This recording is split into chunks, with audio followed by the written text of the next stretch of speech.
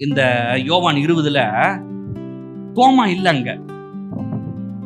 தோமா எங்க போனாரு? இல்ல அங்க, வீட்டுக்குள்ள இல்ல. இப்ப தோமா வந்து போயிட்டாரு, இல்ல வீட்டுல. இப்ப 10 பேரும் வந்து என்ன பண்றாங்க? தோமா வந்தோன்னு சொல்றாங்க, தோமா இயேசு உயிரோடு வந்துட்டார்ப்பா. என்ன சந்தோஷமா இருக்குது பாரு, எங்களுக்கு ஒரே சந்தோஷமா இருக்குது. நம்ம எல்லாம் என்ன பண்ண போறோம்? ஊழியம் பண்ண போறோம், ஏன் செய்ய போறோம். தோமா சொல்றான், இந்தப்பா சும்மா அந்த கதையெல்லாம் சொல்லாத,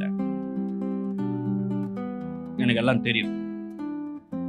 நான் வந்து இயேசுவை எப்படி பார்ப்பேன்னா, இயேசுவே வந்து நின்னா கூட நான் நம்ப மாட்டேன்.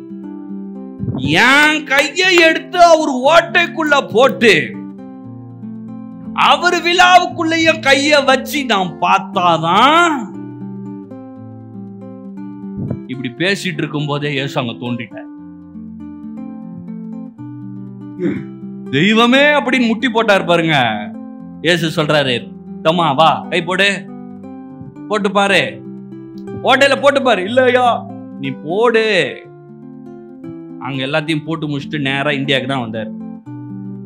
ஏன் இந்தியாவுக்கு வந்தாரு? நம்மெல்லாம் அவ்வளோ நம்பிக்கை, நம்மெல்லாம் சும்மா பார்ப்போமா? அரிசியவே உருட்டி உருட்டி பார்ப்போம். சரியில்லையா அரிசி, ஒரு மாதிரி இருக்குது.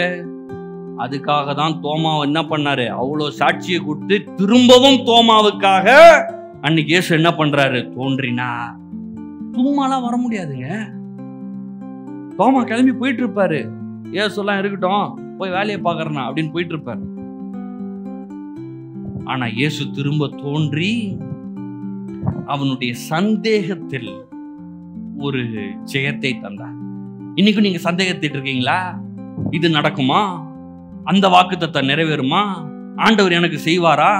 ஆண்டவர் செய்வேன்னு சொல்றாரு, எனக்கு என்ன செஞ்சாரு, இல்ல எனக்கு என்ன செய்வாரு அப்படின்னு சந்தேகத்துல இருந்தீங்கன்னா நான் சொல்றேன், இந்த உயிர்த்தெழுந்த செய்தி என்ன செய்தி தெரியுமா? அன்னைக்கு தோமாக்கு வந்த செய்தி மாதிரி உங்கள் சந்தேகத்திற்கு ஒரு ஜெயம்.